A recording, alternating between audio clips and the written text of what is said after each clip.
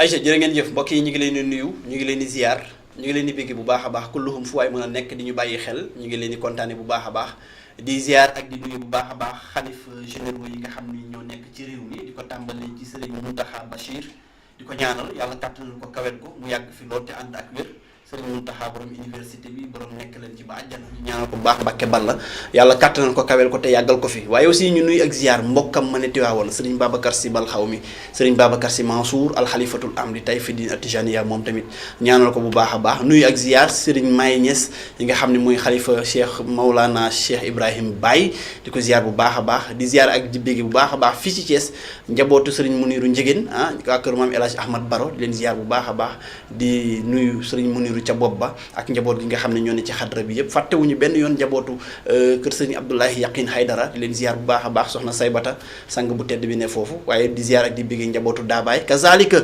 njaboot yi nga xam ne ñoo ne ci réew mi ci famille religieux yi monseigneur André Guèye mi nga xam ni mooy archevêque bu Dakar moom dem ñu koy ziar bu baax a baax dialogue islamo-chrétien yàgg nekk lu rafet aussi di ziar aussi autorités yi nga xam ni administratif ñoo nekk ci réew mi di leen bégg bu baax a baax alors bu ngeen may gisati ci seen émission bi nga xam ni mooy fii ci seen site di fi nga xam ne mooy Objectif Prod la télévision de l'objectivité ci seen émission bi nga xam ni saa su nekk ñu présenté leen ko muy World Actu nag suñu ko waxee nga xam ne dafay résumer lépp loo xam ne actualité internationale nationale et même locale su ko laajee dañ ciy dugg bu baax a baax waxtaane ko yaatal ko bu baax a baax ñu ci dalal ay nit ñoo xam ne aussi borom xam-xam lañ su ko laajee waaye da ci dalal toute personne de tout genre su ko defee mu gën a yaatu laaj ak tontu di ko defee seen bopp gën a ibbeeku ci ñi nga xam ne ñooy bàyyi xel fu waay mën a féete ci àddina bi ma dalal nag tey koo xam ne vraiment duñu ko présenté ci Sénégal duñu ko présenté fii te nga xam ne la fekk baax muy Thiès di monsieur Souleymane Diouf di suñu doyen di suñu grand macha allah di ku baax ko am taxawaay alors du ma guddal damay nuyu ak ziar ko bàyyi ko mu dugg ci nuyoo bi su ko defee ñu dugg ci waxtaan wi incha allah grand Souleymane ñu ngi lay nuyu di la ziar di la béggee.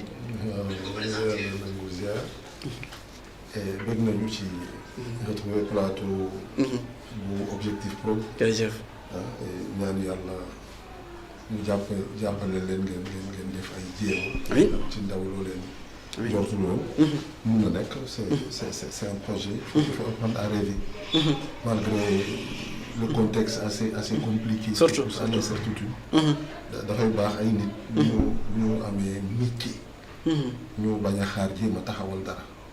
d'accord ñu ko defee en général dina jur dara. ñu déparé li ñu am ci moyen. muy compétence yi ñu am. ñu am ci moyen mooy existant bi. jël sa benn pàkk wala dara door ci. waaw am benn genn wàllu hectare ji. waaw nangam sàngam. bala yàgg nga mën dara li ngay mën ren da ngay mën ko ëpp déwén. boo ko jaaralee ci yoon te bañ a découragé nag parce que du yomb. ok. bu doon suñu sagoo ndaw yëpp noonu la ñuy doxee daal. dinañu jéem dara. à partir de li ñu am. à partir de li ñu mën. maanaam partir de rien. waaw partir de rien. ok mais loolu jamono ji est-ce que jafe yombati na ci génération bi partir de rien ñab-ñabal ci dara ba am mën a arriver à un certain. gis nga pour man. bu fekkee nit am na natt bu mel ne.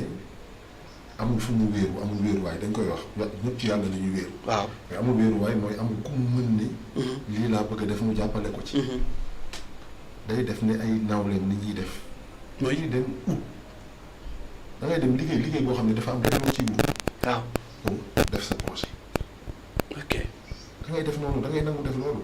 ba pare wala da nga door ci fi nga tolloo gum. fi nga tolloo gum mais dooral.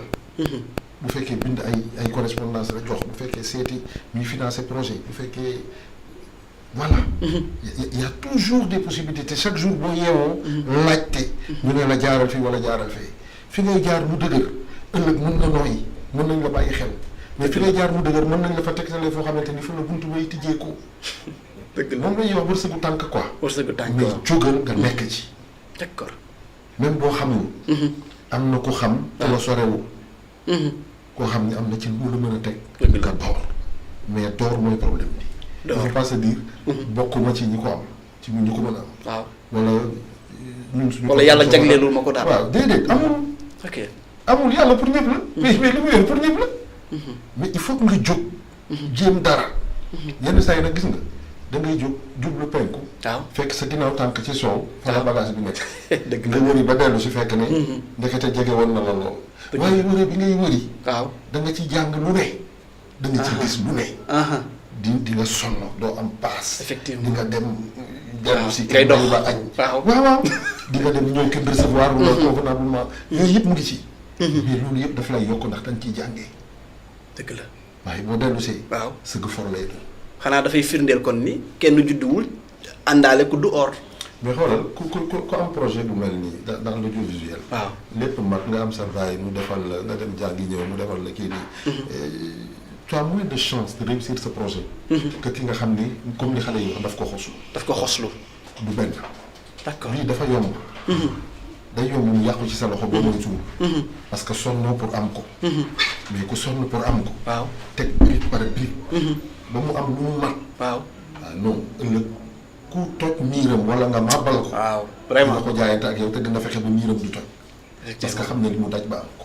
dëgg la waaw ñax bi daf ci am. c'est important am na solo bu baax a baax mbokk yi mi ngi noonu doyen Souleymane Diouf la ñu dalal tey ci waxtaan waxtaanu xel waxtaanu xalaat waxtaanu àddina waxtaanu lépp nag incha allah on va parler de tout bu ko laajee incha allah si le temps nous le permet aussi incha allah rabbi donc fi ñu tàmbalee je pense que li mu jot a wax déjà c'est un message fort bi nga xam ni da koy lancer ci jeunesse bi surtout maanaam li Serigne Cheikh Al Maktoum daan wax naan yàlla bëgg na may ki tëdd mais xamul nu muy def ki toog bëgg na may ki toog mais xamul ni muy def ki taxaw bëgg na may ki taxaw mais xamul ni muy def ki xëy chaque jour nekk ci yàlla kulli xaal loolu la définir ci li nga xam ne mooy nuyoo bu gàtt bi nga xam ne rek wax na ko moom doyen Souleymane Diouf ñu ziar ko baax a baax alors fi may tàmbalee d'abord mooy Thiès parce que dëkk bii nga xam ne Thiès nga nekk fii mu nekk dëkk boo xam ne bu yàgg la tey gis nañu ne élection yi ay élection jàll na fi su ma nee ay élection je parle des élections locales yi nga xam ne jàll na fi am na ñu ko diriger ci communes yi ak ci ville bi mais aussi dëkk la boo xam ni yàgg na ci histoire politique yàgg na ci histoire économie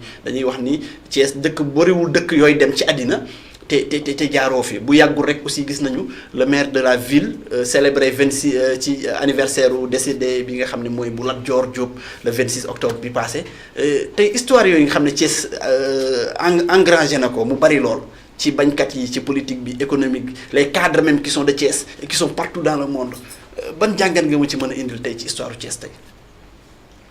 histoire du Thiès aussi loin qu'on remonte dans l'histoire du Sénégal Thiès dafa am taarix bu wér Thiès dafa am histoire ci histoire du Sénégal Thiès dafa jouer un rôle déterminant. un rôle déterminant dans l'histoire politique du Sénégal. parce que nañu jàpp ne di ëpp solo ci liñ fi sos. mu nekk ay organisation politique. li feeñ ci ay leader. ku ci doorewul Thiès. en général day mel ni dafa am lu la manqué. ku ci doorewul Thiès. ndëdd yi Thiès lañ ko sampee. ak fu ñu ko mën a foore ci Sénégal. Thiès lañ ko sampee. loolu moo indi. waaw Thiès ci politique. bu doon benn doomu aadama dañ naan dafa am caractère u boppam. Thiès waaw. caractère u boppam. dafa am caractère u boppam. gis nga li ñuy wax nitu Thiès. waaw dafa neex moo ko déggee. lu tax. parce que xam naa ni kenn mënu maa ger. ok dara feesul sama bët. kenn mënu maa ger. du alal. du xoof comme ni ko ndaw yi di waxee. waaw c'est-à-dire du alal du doole. waaw may tànn. c'est vrai. te di ma tànn ci lay ne. kenn mënu ma ci dindi. mais xoolal Thiès bu ñu dooree dara. kenn mënu koo arrêté. déedéet mais kenn mënul door dara ba dugal leen ci loo xamante ni convaincre leen. waaw mu ngi taxaw lucide. c'est vrai mu ngi taxaw lucide xam nga politiciens yi nekk Thiès lan mooy seen problème. c'est-à-dire mënuloo fexe ba ndaw yi nekk ci biir koñ bi. qui se reconnaissent en toi. dama doon wax ne boo ko doon schématiser danga naan. yow mi politique ci biir Thiès dëkk Kër Cheikh wala feneen. waaw da ngay fexe ba ndaw yi ne kii suñu grand la. kii suñu gaayen la. ok boo ko amee am lépp. maanaam ñu identifié wu ci yow. mais oui bu ñu kii suñu grand la. non kii mooy suñu grand kii suñu mag la moom nangam sangam. buñ ko waxee noonu wax noonu. waaw ñooñu en général keneen kuy ut si dara sax boo jaarul ci ñoom doo am. doo am c'est vrai. parce que c'est les personnes les plus influentes de la contrée lan moo leen ko may. jigéen ñi ñu ngi tànn ay bàjjanu gox di leen tànn parce que. am na rôle bu ñuy joué ci biir koñ bi. effectivement am na ñu ñëw am nañu relationnel. effectivement biir koñ bi boo xamante ni. am nañ ñoom ñoo ko mën a influence joué. am nañ possibilité bu yombal. ñu accéder ci nit ñi. dëgg la wax ak ñoom ñu déglu leen. dëgg la ñu jël leen on leur fait jouer un rôle avec plus ou moins bonheur. parce que tout simplement aussi. effectivement teewuñu ko ni ñu ko war a teg. effectivement outillé wuñ leen comme ni mu waree. des na. te des na. mais c'est pertinent comme projet. effectivement bàjjenu gox yooyu. waaw bàjjenu gox. mais noonu la amee ñi ñu mën a woowee tey ay nijaay gox. waaw am na ñoo xam ne ci biir koñ bi. booy yi sàkkuwuñu seen ñaan. waaw. utuñu xaalis ci ñoom. waaw mais bu ñuy def dara il faut que ñu doon ne paa bi non lii la ñuy réglé wala lii la ñu bëgg te nii la ñu bëggee mu doxee ko. maanaam il faut ñu yëgal daal ko seen xel. maanaam il faut ñu yëgal ko daal. il faut ñu yëgal ko il faut ñu wax ak moom. dëgg la xaaruñu ci ñaan. xaaruñu ci dërëm. waaw. mais kooku mooy seen nit. mooy ki leen yëg. dëgg la mooy ki ñu xam ni ñoom ci seen bopp. dañ koy yëg xam nañ ni kii bu amul du ñu ñàkk. kii bu mënoon seen problème day réglé. waaw. c'est-à-dire noonu lañ koy dundee. waaw mais tey ñooñu politique guñu. ñii politique nag ñooñu la ñuy nax.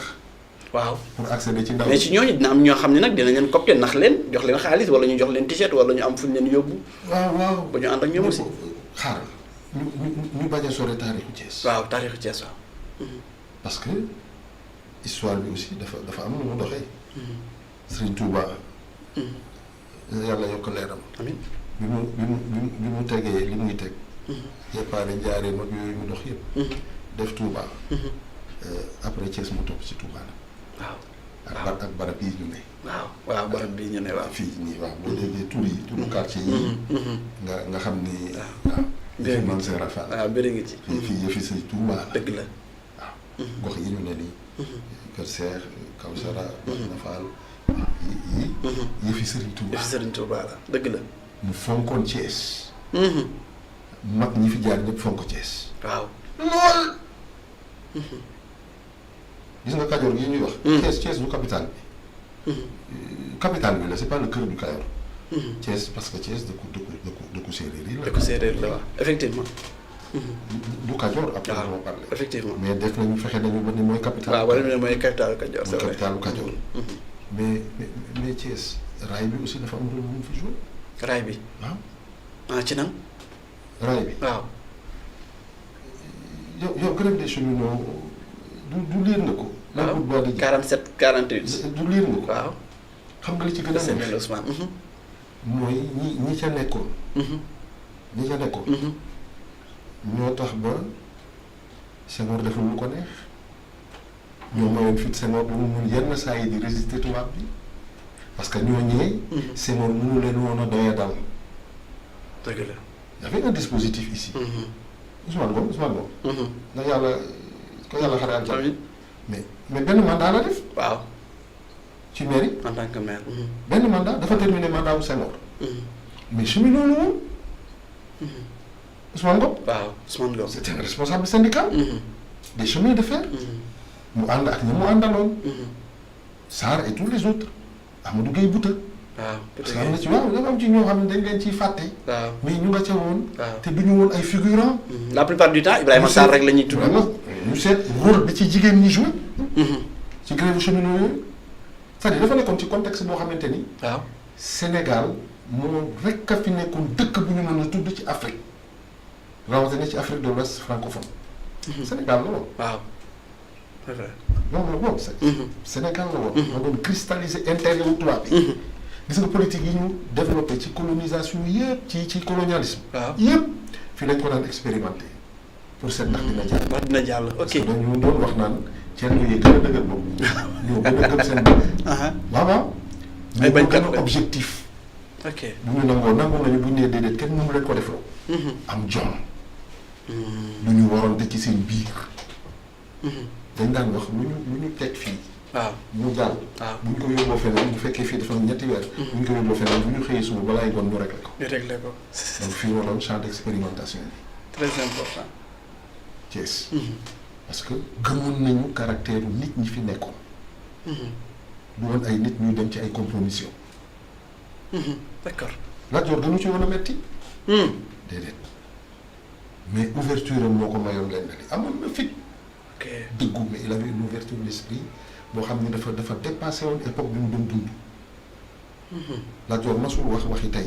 waaw bu ñu defee li tey lii la ñuy yëg déedéet bu ñu defee tey lii. ëllëg lii la ñuy jural lii lay jural réew mi.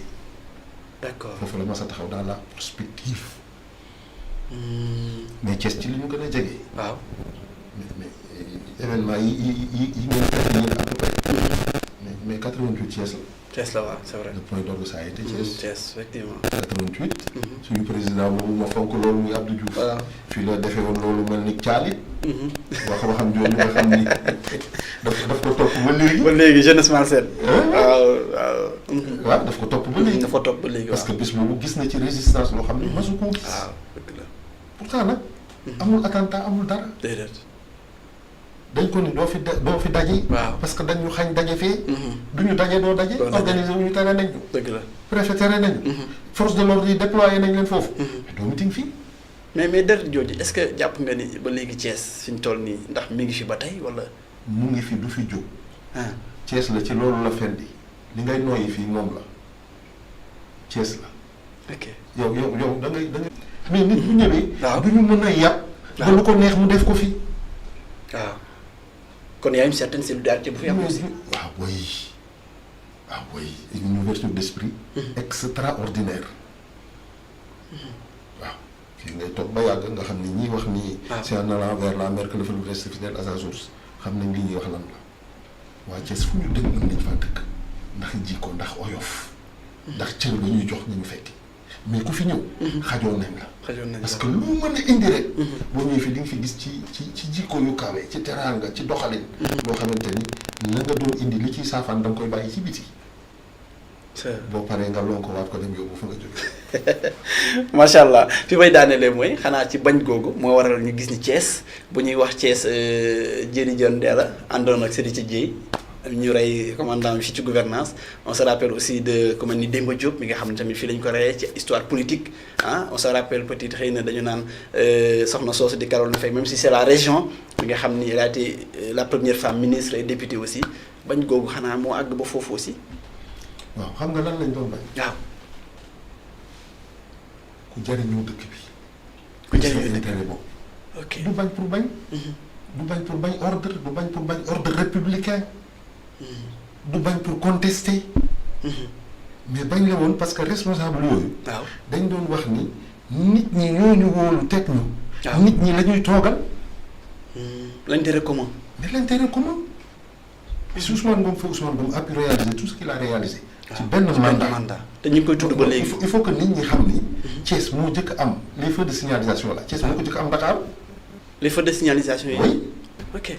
jet d'eau Thiès moo ko jëkk am Dakar. ok malgré que Dakar faisait partie des capitales. mais moo doon capitale bi. mais Thiès moo ko jëkk am feu de signalisation moo ko jëkk am jet d'eau. mais yamul foofu. waaw les voitures spécialisées yi collecte ordure. waaw Thiès moo jëkk am. oto mbalit boo xam ne dafa am bale ci suuf boo xam ne day daw ci tali bi. di mu bale mel ni aspirateur bu mag. di bale. di bale di dugg ci biir. j'ai vu ça poussière yeeg yooyu. effectivement fii amoon na fi ñun avant ñu dugg école. en 65 66. c'est-à-dire Ousmane Ngom le rêve qu'il a nourri pour Thiès. moo taxoon Senghor bàyyi ko xel. kon xanaa taxawaay ko doon assimilé à trop d'ambition. te ni ko jege woon dans son entourage il lui disait il veut ta place.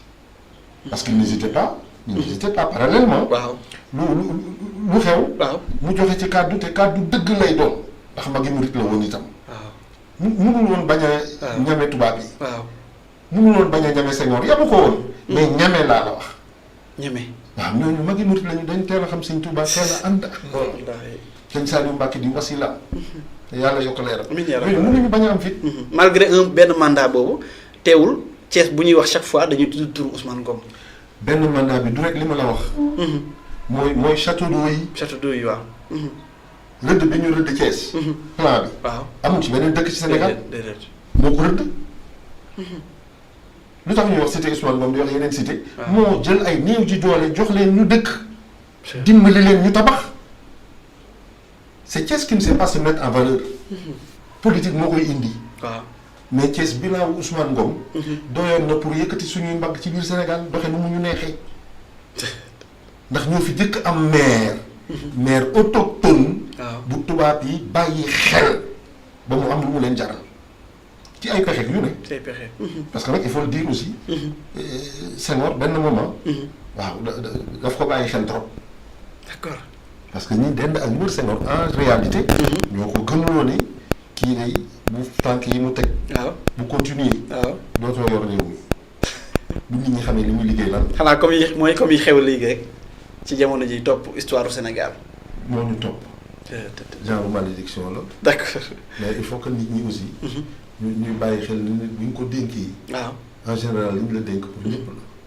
c'est important ci jiital say soxla. c'est important am na solo bu baax a baax alors mbokk yi si vous nous prenez en cours yéen a ngi ci seen émission bi nga xam ne mooy World Actu fii ci seen site di Objectif Prod ñu dalal doyen Souleymane Diouf ci waxtaan wi nga xam ne ñu ngi koy séq alors ci foofu sax lay barastikoo pour dugg ci li nga xam ne moo ëmb réew mi ñu waxtaanee ko mooy ni depuis le 24 mars bi président Diomaye faloog léegi Sénégalais yi à 54% fal ko tey boo doon def jàngat ci réew mi fi mu toll nii ak situation yi ñuy dund nan nga koy mën a tënkee exactement.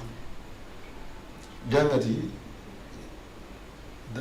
dama bañ a verser. ci piège li ëpp liñ ciy wax. li ëpp liñ ciy wax yi ñuy évoqué. maanaam wala yi gën a fés. ci ban angle lañ koy jàngate. est-ce que dañ naan yii engagement ñi nga xam ne ñoo fi nekk yii engagement la ñu jëloon. waaw ñu ngi ci. lan lañ ci dox. waaw lan lañ mën a jàpp teg ci baaraam ne. waaw lii réaliser nañ ko. par rapport ak engagement yi ñu jël. ou alors c' est à l'aune maanaam ñu jàngat ko. ci angle yii xew. yii xew saa su ne. day xew ci seen biir. waaw maanaam yii xew nga xam ne ci langue politique bi lay xewee ci politique. mais ci seen biir ñoom. parce que li ñu daan gis mooy li am ci ñoom. waaw ci jamono yi ñu nekk. doon na am ci parti socialiste doon na am ci Ablaye Wade. musique yi Idrissa génn na. mais bi Idrissa génnee. waaw bare na ci biir PDS ñoo xam ne xeexoon nañu Idrissa parce que dafa ne woon. dévolution monarchique Ablaye dafa bëgg jox doomam. waaw mu xeex loolu. ñu àndoon ak Ablaye Wade xeex ko. waaw ñi ci ëpp ci ñi génn après. waaw dévolution monarchique moo leen génne. leen génne c'est vrai. est-ce que du ñoom Idrissa daf leen doon gêner. parce que bëggul woon lu yomb aussi. maa ngi fàttaliku ne bi Farba njëkkee wax ni dafa bëgg a nekk ministre. daf ko yóbbu bureau Ablaye Wade. waaw mu tourné na lan la ñu ne ko Farba nee na dafa bëgg remaniement bi mu dugg ci gouvernement bi. Ablaye Wade ne ko fiche le camp excuse-moi waaye ne ko ci biti waaye yow. mën nga nekk ministre. mais quand Idrissa est parti. il est devenu ministre. ministre bien sûr. est-ce que c'est pas parce que Idrissa aussi gênait les plans de ces gens-là. qui pensaient que moom bu tawee comme verrou. après ñoom mën nañu wéet ak paa bi def lu leen neex. waaw waaw. est-ce que du woon yooyu parce que ñoom aussi dévolution monarchique la ñu avancé comme prétexte pour génn. effectivement. est-ce que jàngat bi dañ koy jàng ci tey rapport te mu ngi bëgg sax. waaw seulement au bout de 2 mois. c'est-à-dire masul am réeroo la ñu doore. waaw masul am réeroo. waaw après ñu naan réeroo lu normal la lu banal la. waaw dafa jaadu ci politique. mais tey ñu ngi naan dafa mel ni dañ naan complot waa Pastef laal.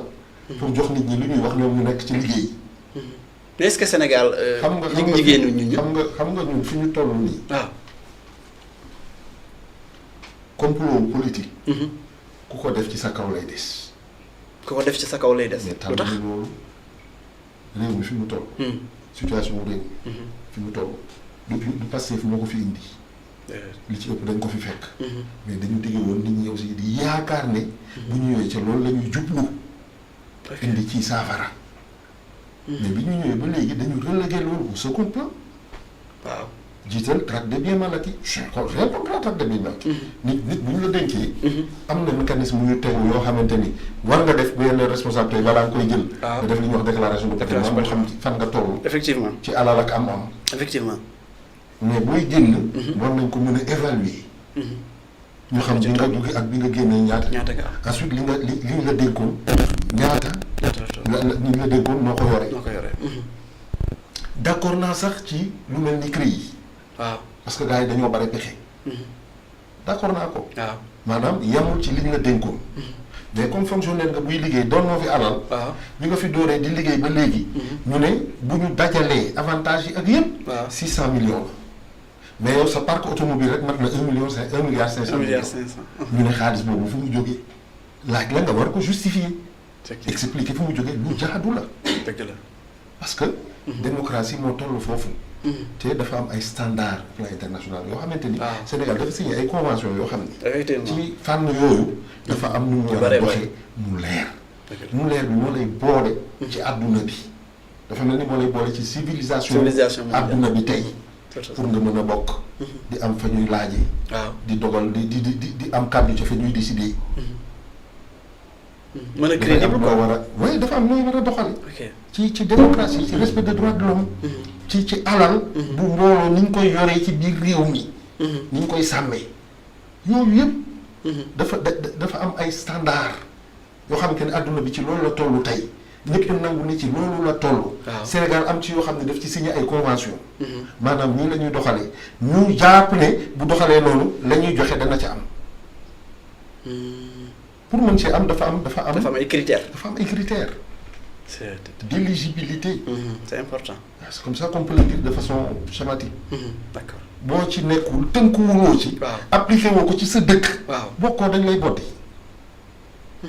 fa ñëpp di amee doo fa mën a am. mën a amee parce que am na lenn loolu rek loo xamante ni. waaw mooy yaa ngi persécuté ay journalistes. yaa ngi jël traque des biens mal acquis. ñu jàpp ne xëy na yenn saa yi dañ ci dugal affaire politique. pour éliminer adversaire wala leneen. parce que ñoom ñoo ko doon wax.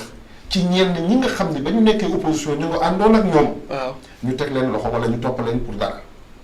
ñu ne politique a tax ñu leen di topp. ñooñu bi ñu génnee gis nga tey am na ñoo xam ne topp nañ leen ci. ñoo leen wëlbatiku di leen topp. effectivement. ba yoon am. kon traque des biens mal acquis loolu lu war a nekk lu yoon la. mais à condition que mu am dara. lu day ni tarafatal ay ni lu ñu ci war a dugal loo xamante ni pour régler ay comptes politiques la. d'accord. dafa war a leer. nit nangu ko. organes yi am seen indépendance am moyen yu ñu mën a liggéeyee seen liggéey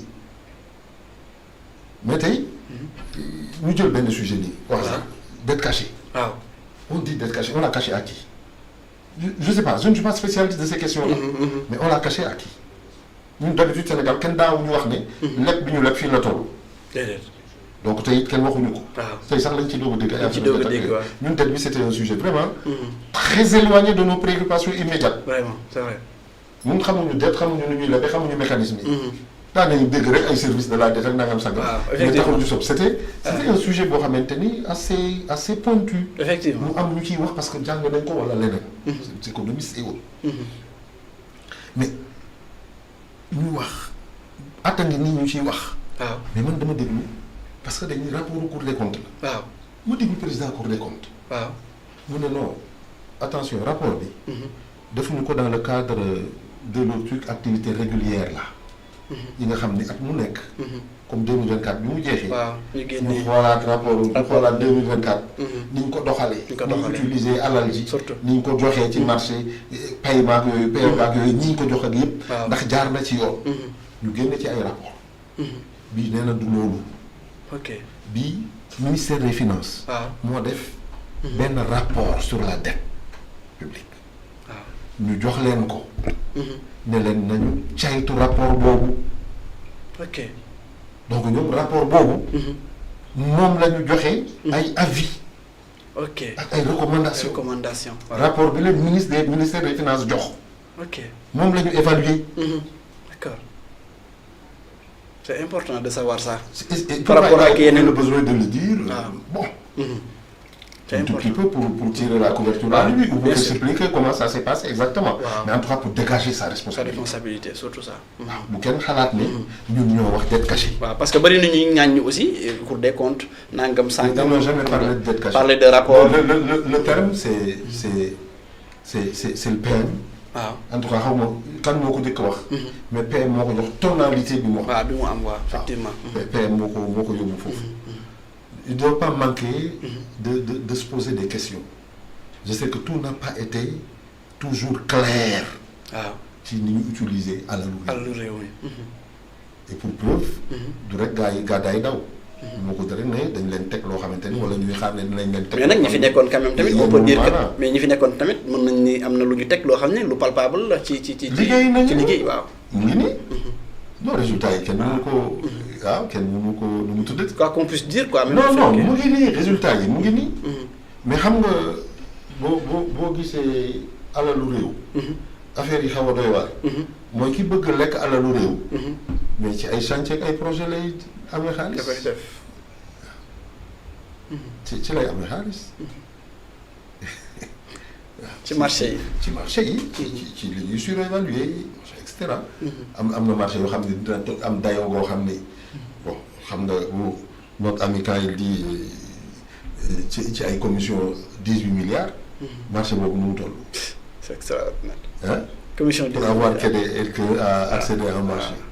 C'est attention hein.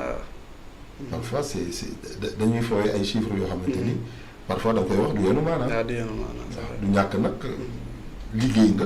parce que c'est ton métier de faire des richesses. ko métier wut katu xaalis nga def ko métier. wut sa entreprise pour am alal.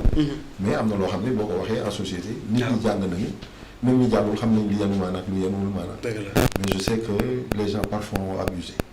waaw ñii liggéey nañu. mais yàq nañu. waaw liggéey nañu mais yàq nañu. d'accord j'en veux pour preuve. ñu delloo si ñi ci ay soxnaam. waaw ñu delloo si ñi ci ay doomam. waaw ñu delloo si ci ay goroom. waaw rafetul ci république. rafetul ci république réew bu ñu la ko dénk. ngay xalaat sa dépense su bopp. ngay xalaat sa dalal sa ay doom. non loolu réew mi assuré na la. fekkee ci lii la am. réew mi assuré na la. jusqu'à la fin de leur existence. les moyens de subsistance.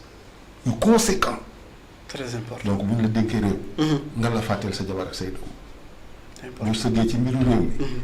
réew ma moo la yoral sa cummikaay. dëgg la. la dénkee lu ñëpp bokk. waaye nga la bu mu yàqoo ci say loxo. mais ñu dénk la ba pare. nga def fukki at ak ñaar dem.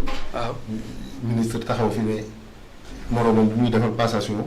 yow man ak yow moom xam nañ ni bu woon Marième Faye Sall duñ dugg gouvernement. rafetul. c'est grave. rafetul. mën na nekk. mais bu ñu ñëw ci penc bi. waaw. kon indi nga ñoo xamante ni. matuñu leen nga leen jox. waaw te nit boo ko joxee lu ko jomb lu ko dal yaa ko tooy. lu ko dal rek yaa ko teg. mais ñooñu. waaw ils n'étaient pas à la hauteur. et ils l'ont prouvé à cette occasion-là.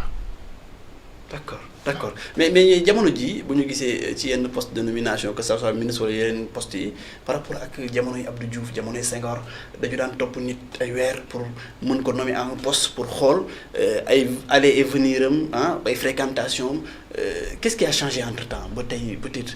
ce qui a changé entre temps c'est la désacralisation des mythes. mooy yooyu ñu daan def. waaw enquête de moralité ak yooyu. waaw dafa amoon solo. am na aussi leneen lu ci amoon solo. waaw nit day emprunter benn trajectoire boo xam ni jàng na ba yegg benn niveau. mais escalier lay jël. escalier. waaw bu ñu masee woon nit ni ministre lañ koy def. waaw fekk am na jaar-jaar yi. je comprends. am na jaar-jaar yi. dëgg la palier boobu moo ko manqué woon. pour mu nekk day seqi tànk yegg. mais du yëkkamtalu. mais tey dañuy jël ñoo xam ne masuñu liggéey def leen ministre. waaw dañuy jël ñu masuñu liggéey def leen DG. ça a commencé sous Wade. am na benn directeur bu PNA. pharmacie nationale d'approvisionnement. waaw pharmacien la bu defagul woon teesam. masul liggéey député la nekkoon. comme ça. directeur général de la pharmacie nationale d'approvisionnement. c'est grave. amoon na ñeneen ñoo xam ni ci loolu. ci même disposition yi ci lañ leen dugaloon gouvernement wala ñu def leen directeur général. toog nit di waxtaan ak sa militant ba dina di diw nommé naa la ministre. c'est-à-dire pour toi rien n'est sacré. or donc nit ki. état. waaw nit bi.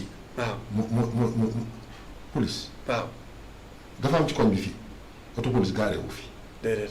mais lu tax nit ñi du ñu jóg ku leen neex ci lamp yi ak leneen ñoo la ëpp doole ñu dal sa kaw nangu li nga yor.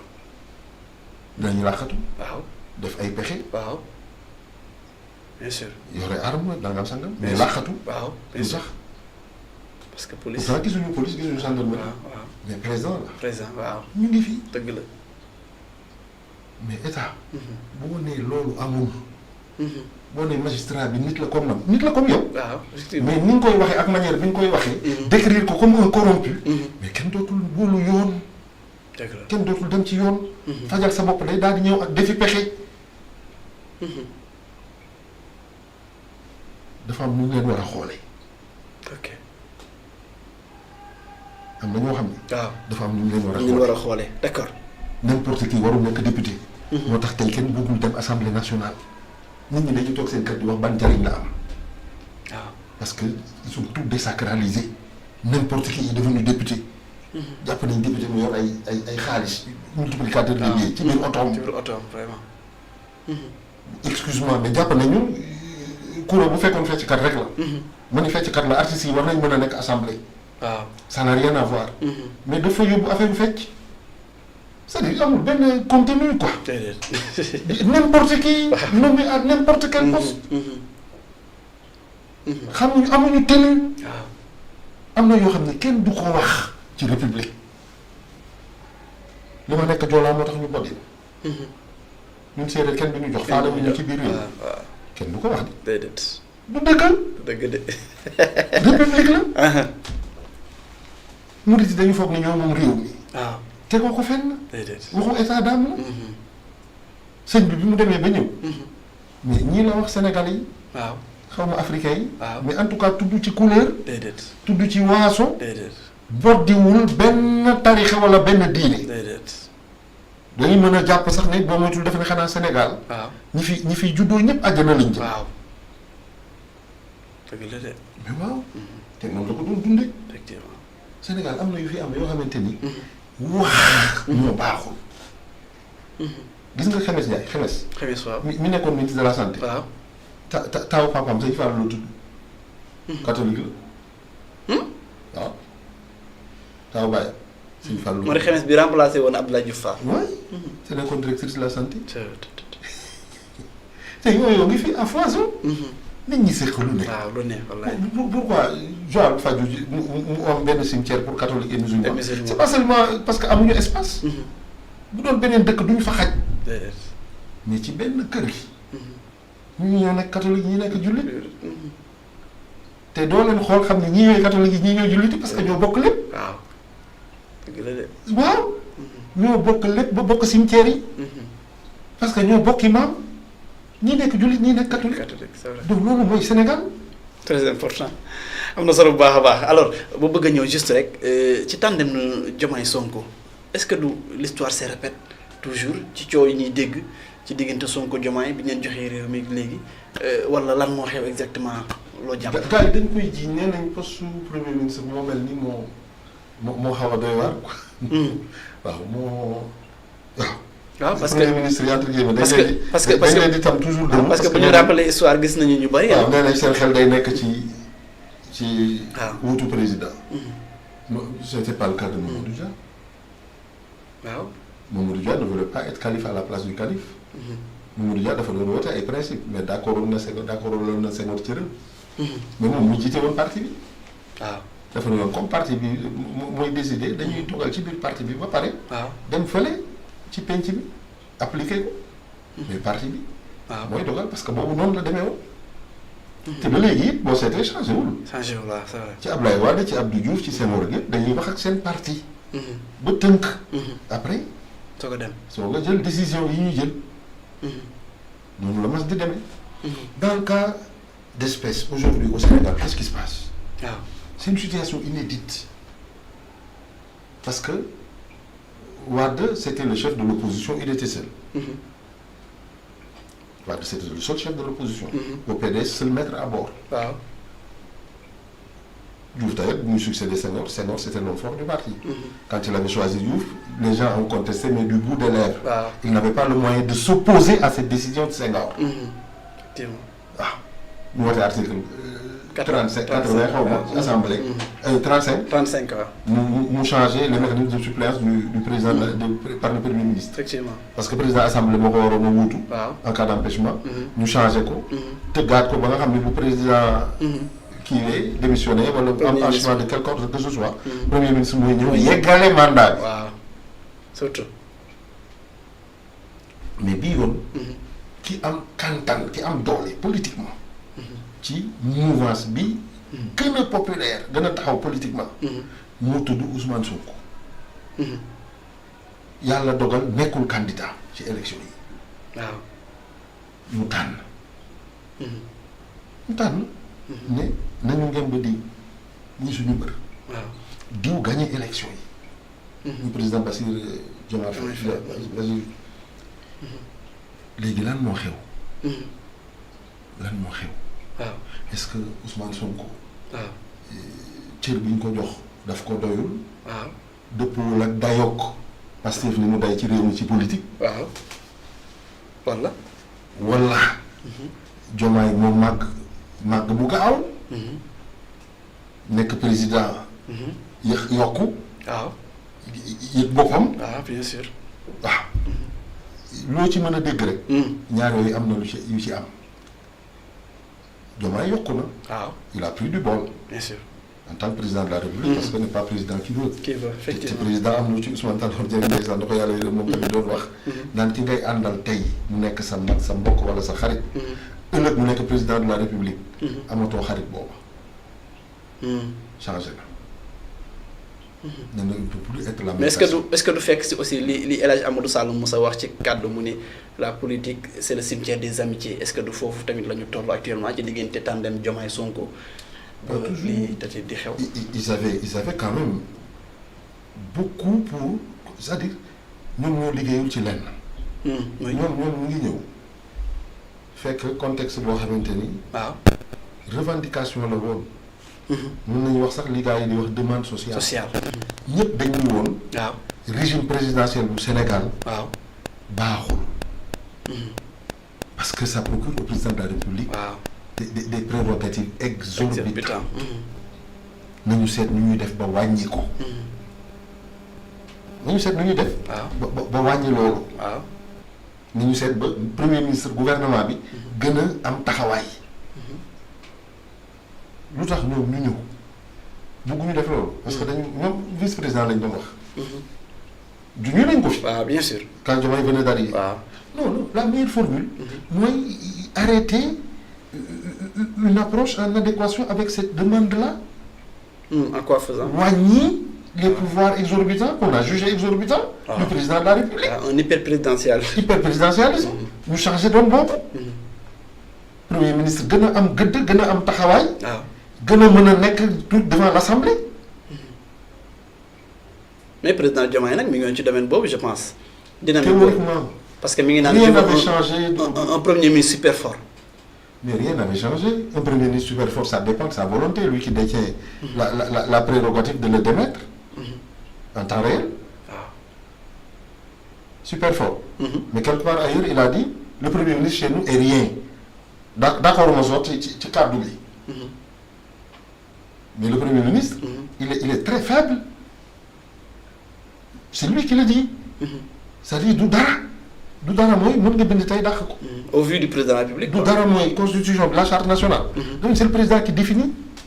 Et qui nomme à tous les postes. On dit cette proposition du premier ministre. Mais c'est le président en dernier ressort qui décide. C'est-à-dire si la proposition lui agréée. Il l'adopte. Voilà, il l'adopte. su ko neexul dëppoo wala li mu bëgg du ko def. du ko def effectivement. Il décide seul. dafa ëpp. dañ ko waroon a changer dégreffé ko. jox premier ministre bi mu gën a am gën a taxaw. mais ça aussi on en a eu peur. parce qu'on a eu peur d'avoir depuis on a le traumatisme de 62. waaw depuis d'avoir un premier ministre boo xam ni voilà dafay indi ay problème ñaari nag mënuñu naanandoo ci benn mbalka non. ah mais wala da koy wax tamit ah. naanandoo wuñu ci benn mbalka. ñaari kuy mënuñoo bokk mbalka kii président la. waaw amul ñaari président. moo nommé premier ministre bi. waaw ñu dagal ko cër. mu koy sant muy def mu koy yónni muy dem. noonu la tëddee ci constitution bi. waaw premier ministre. waaw mais c'est le premier des ministres mais c'est un ministre. effectivement. président moo koy yónni moo koy sant. mais cër bi mu am en tant que aussi chef de l'administration du Sénégal di fanaan Petit Palais tamit loolu. ku mu doon kii yow yaa ngi fanaan Petit Palais. ku mu doon Grand Palais. ku mu doon tamit. dégg nga yaa ngi fanaan Petit Palais. waaw moom muy fanaan Grand Palais. ñu ngi doon au palais de la République. waa ci au Petit Palais. petit bi mooy lay wan ni. surgaam nga. wax bi ñaawul. mais mën na laa yónni. mais premier ministre gis nañ ko. waaw mu dox ci tapis rouge. gis nañ ko ci avion présidentiel. gis nañ ko mu dem ay visites yoo xam ni. wóorul ma ne man. il avait l'agrément du président pour le faire. yu dem Chine ñu dem ci yeneen dëkk ak yooyu mu mel ni boppam lay doxal agenda wu boppam. premier ministre tutoyé na président de la république entre guillemets. waaw ci ay kàddu. waaw wax na ci ñoo xam ne kenn du waxee noonu ci kilifa.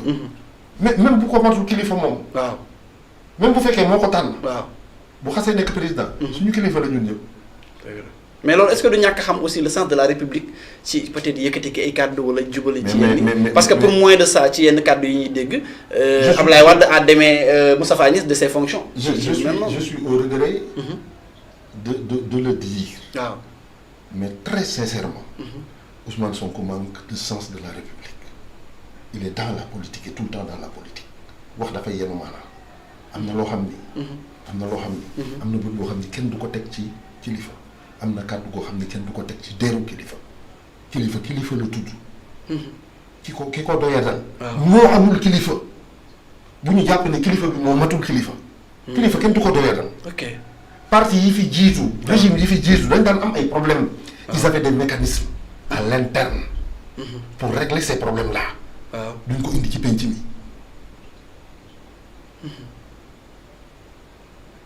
duñ ko indi ci penc bi. dañ koy régler parce que biir parti bi am na ay mag. am na ay nit ñu influenté ñoo xam ne bu ñu yëkkati woon seen loxo problème am te masuñu ko yëkkati ñoo naan non bu leen ñu fontoo mais loolu ci biir parti la.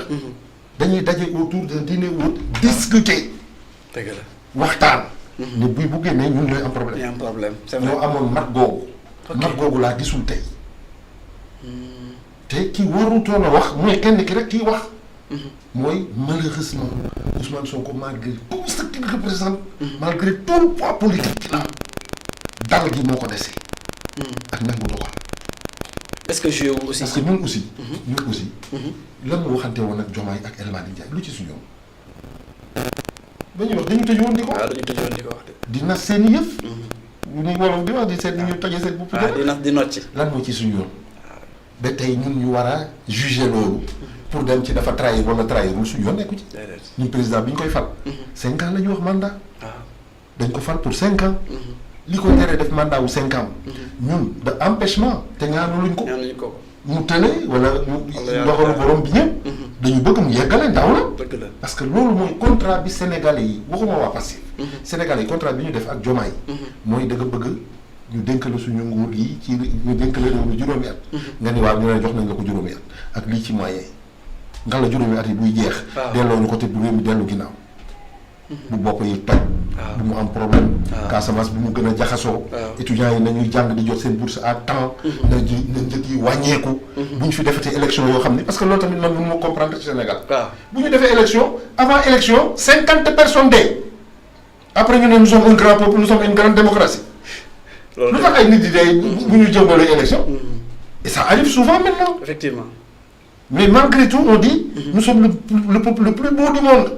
parce que réglé nañu problème bi mais problème bi warul woon am ci élection. dëgg la nit dee ba pare après nga ni malgré tout. gis nga ni ñu ci génnee non ñeneen ñi Cap Vert yi ñu ngi organiser ay élection kenn deewul ay Cap Vert yi. nga xam ne bi ñuy jóg. ñun bi ñuy yeew. ñun tëddaguñu c'est vrai. mais tey raw nañ ñu. ay Ghana ak yi ay modèle lañu ci démocratie. ñu ngi koy doxal di ko dund. dëgg la ñu ngi koy doxal di ko dund. jëmmal seen réew gëm ko ñun dañuy xas suñu bopp. parce que li ñuy wane ci suñu réew du toujours li nga xamante ni. mooy tax ba ñu naw. d'accord d'accord alors am na solo bu baax a baax ñi ngi ak ki nga xam ne mooy doyen Souleymane Diouf alors ñi ngi may def si ci waxtu bi mi ngi xëcc jëm ci jeex mais balaa loolu bëgg naa dugal benn question est-ce que am nga yaakaar ci tey président Diomaye ak la mouvance présidentielle Pastef coalition Diomaye président maanaam ci tey teg gi ñu ko teg ci bopp nguur gi ak ñi mu àndal di liggéeyandoo ci réew mi changé ci situation financière malgré fekk nañ fi situation bu catastrophique ak li nga xam ne aussi ñoom la ñu dikk aussi Sénégalais yi maanaam à travers un projet à travers l'horizon 2050 et tout qui s'ensuit. De 2050 c'est aujourd'hui. C'est aujourd'hui. C'est-à-dire il faut poser des actes de nature à rassurer sur les résultats yi nit ñi di dund en 2050. C'est dans 25 ans. te dafa mel ni dooraguñu loolu 2050 c'est aujourd'hui ñu wane seen capacité au dépassement capacité à vivre et à travailler ensemble. Il ne faut pas qu'ils soient des hommes de rupture. Évidemment, il faut bien, parce qu'on chante la révolution. Mais pour mu nekk ay rupture yoo xamante ni ay séjour lay indi ci seen diggante parce que am na ci sénégalais yi ci ëpp. ànd bi dafa suscité woon ci ñoom yaakaar. ñu nekki ndaw. surtout jàng. surtout ñu nekk ndaw tolloog jamono. àdduna di doxee noo xam ne tey. ndaw yi am nañ aspiration yoo xamante ni. dafa mel ni ñëpp maase nañu ci nangu ne. ñoom ñoo war a yor seen i mbiru bopp ñoo war a jiite réew yi. ndax am nañ xam-xam bi am nañ énergie bi. et ils peuvent se projeter. mais est-ce que ndaw rek doy na. ndaw atu la. bu fekkee am na xam-xam. bu fekkee jikko yi dal na. bu fekkee jikko yi dal na. waaw bu fekkee am na xam-xam jikko yi dal. mais ndaw maa tey du prospérer. du prospérer. doo am xam-xam. ndaw day jàng. waaw am xam-xam. mais day dal am lu mu gëm. xam nga li ma gëm mooy lan. waaw man Sénégal ci liberté. ci démocratie dafa am fu ma ko fekkoon. damay seet fan la toll woon. du ma ñëw ne kenn defu fi dara. depuis 2000 ans que les gens réfléchissent. depuis plus de 200 ans qu'au Sénégal on fait de la politique et des élections. mënoo ñëw ne fekkoo fi dara. am nañ un vécu. certains passifs. waaw mais am nañ un vécu. am nañ une expérience. am nañu république am nañ démocratie. bu gën a avancer parfois. les pays qu'on cite en modèle. boo xamoon charte démocratique bu Sénégal. nga lire démocratie bi nga lire sur les élections et tout. liñ ci war a changer bari wu. ñu ngi ci standard yi gën a kaw ci àdduna yi gën a convenable. état d'esprit yu acteurs yi ñuy poser problème. parce que am na dëkk yu mel ni Côte d'Ivoire dañuy voter samedi ñu xaar 2 jours après pour génne ay résultats. sur xoolal Sénégal tey. waruñu woon tollu ci wote ay loi parce que lu jëm ci unité nationale.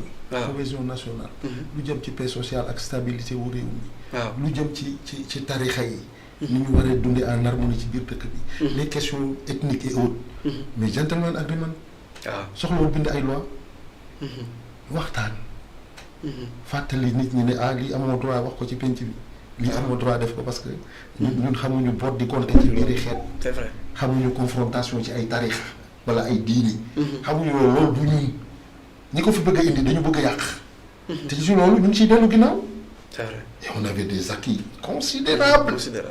ñun ñu ngi doon wax dialogue islamo-chrétien. waaw quand Diouf partait. waaw c'était ça qui était à la mode. effectivement ñu ngi doon wax statut de l'opposition. ak le professeur El Hadj Mbodj. mu jiite benn commission ba joxe conclusion yi ci la alternance bi ñëw en 2000. waaw ñun foofu la ñu toll woon ñun liberté de la presse. mais lu ñu réglé woon la consigné teg fële muy woon ci biir coffre yi. ñuy tijji di xoolaat. parce que de ce point de vue là aussi. il faut reconnaître à Diouf. qu'il a fait d'énormes avancées. ci wàllu woowu. vision la amoon. Diouf dafa ñëw 81. mu ne année 80 yi fii ba 90. Afrique dina yëngatu. te li koy yëngal. du doon xiif du doon mar. lu muy doon. nit ñi dañ génn ci mbedd mi. nit ñi dañ taal seen i dëkk. liberté plus de démocratie. mais il a fait ce choix là. multipartisme intégral. gis nga journal la c'est vrai. dama amoon ay contraintes da nga daan bind journal ba pare. téye ko. ba administration autorisé la pour nga génne ko. nga def dépôt légal. ok. dem joxi présidence jox secrétariat général. dem déposer ministère de la communication. ñu xool. ne la mën na génn. wala ñu xool ne la dindil nangam. quand Diouf arrivé c'était comme ça. il a dit non. le journal n'a qu'à engager sa responsabilité. waaw bu bëggee bind na bind. bu bindee yoon am na. waaw yoon am na. mais nañ ko bàyyi mu bind librement mu exercer liggéey. Diouf ñi mu nekkaloon dañ doon wax ni il est en train de scier la branche sur laquelle il est assis. parce que dañuy cédé il donnait trop de trucs à l'opposition. il disait non c'est les citoyens. qui sont dans l'opposition. dañuy du ñu xaar. ba ñuy revendiquer. wàcc ci mbedd mi muy nekk ay problème dañ koy def parce que jaadu na pour ñu def ko. Chirac je me souviens il disait. le multipartisme c'est un luxe pour l'Afrique bi ko Diouf di décider. c'est vrai. il disait le multipartisme c'est un luxe pour l'Afrique. Diouf ne d'accord mais nañ ko def. gis nga dëkk yi ko deful yëpp. waaw ils ont ces pays-là ont été ravagés par des conférences nationales c'est-à-dire dañuy jékki-jékki rek avec les bailleurs la France et autres. dañuy daje rek na conférence nationale. en général indi chefu jàngu bi. ne moo ko jiite. parce que c'est la personnalité la plus indépendante. benn Togo ay on a connu ça. def conférence nationale ki mel ne man gën fa bare wax. boobu moom mooy mujj nekk président. après ñu teg ay organes yoo xam ne foofu lañ leen fale ci conférence nationale bi. waaw. assemblée yi. waaw dañuy dissoudre assemblée nationale def benn constituante boo xamante ni. foofu lañ ko fale. ci conférence nationale bi ne ñii ñooy jouer rôle du parlement ba ba ñuy dem ay élections nangam sangam. D'accord. Ça n'a pas servi à grand chose. Il faut laisser les gens vivre librement.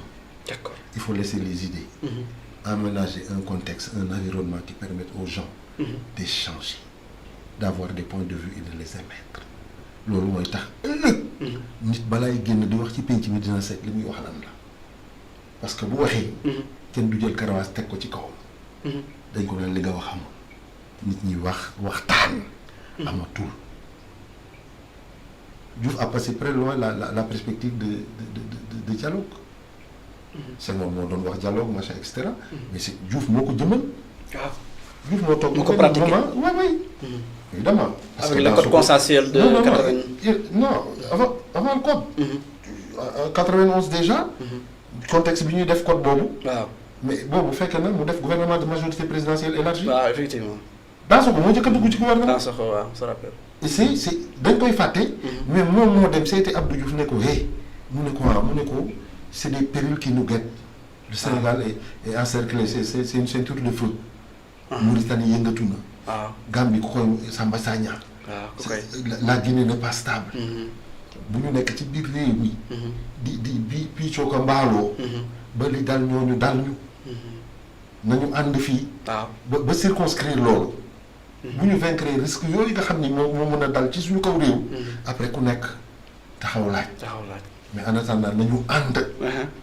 taxawal Sénégal ba lenn bañ ko déstabiliser. D'accord. Comme ça que ça s'était fait. D'accord. Ils ont fait un gouvernement présidentiel en 91. terewul Wade mu génn dem élection 93. 93 waaw. malgré tout ce qui s'est passé. ci élection yooyu. parce que c'est au sortir dañ def législative au sortir de ces élections là. ci la affaire médecin yi am. waaw ci la affaire Moustarchidine yi am. effectivement ça n'a pas empêché qu'en 95.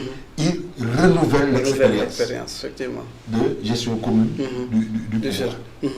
C'est important am na solo bu baax alors en 30 secondes tey ñi fi toog boo leen doon digal si vous étiez aujourd'hui conseiller du président de la République lan nga leen di dugal pour mën a doxal réew mi ñu nekk tey. Qu'on fasse l'exercice de toujours dire la vérité. Mais de ne pas tomber dans le piège de tout dire à tout le monde. Dans le piège de tout dire à tout le monde. Président. war na xam lu mu dul wax ak kenn. lu dul ñu war a nekk ay parties prenantes de façon cohérente. warul wax ak ku ne. warul wax ak ku ne lu ne. réew mi bu ñu xaar lu ne ñu président wax ko ak ñoom parce que mënul lekk. réew mi. mënuñu xaar. pour président. di wax saa su ne di wax ci lu ne. am na sujet yoo xamante ni. da nga wóolu nit fal ko. waaw da ngay xaar bilan ba ne ko foofu day dénkoon nañ la ñu ngi la ci doon xaar fu mu toll. lu mel ne Casamance nit ñi ñoo ci war a génne seen làmmiñ ak seen i pexe. du lu ñuy fooy. dëgg la. du lu ñuy fooy. am na yoo xamante ni. kenn du ko réglé noonu. dañ koy dox. d'accord dañ cay faj dañ koy faj. waaw ñu koy faj ñoom la. ñu xam ko xam ni lii la laaj ñu ne ca faaw ñu wóoloo leen noonu. d'accord waaw ñu wóoloo leen noonu président il faut qu'il prenne de la hauteur.